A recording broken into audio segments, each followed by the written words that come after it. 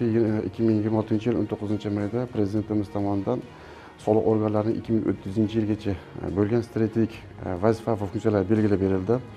Bu strategiyaning asosiy maqsadi soliq organlari fiskal nazoratdan fiskal xizmat ko'rsatishga yo'naltirilgan.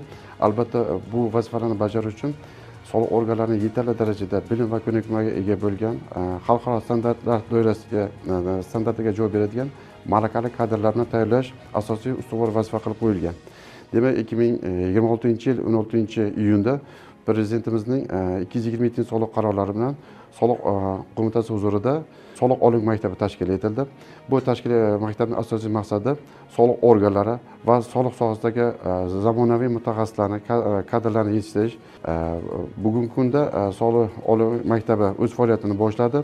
Soliq oliy maktabi bu bakalavr yo'nalishi bo'yicha asosan quyidagi ta'lim yo'nalishlarida o'zini faoliyatini boshlaydi. Bu soliqlar va soliqqa tortish, ikkinchisi buxgalteriya hisobi, uchinchisi bu soliq huquqi va moliyaviy nazorat yo'nalishlarida bakalavr yo'nalishida kadrlar tayyorlashga mo'ljallangan.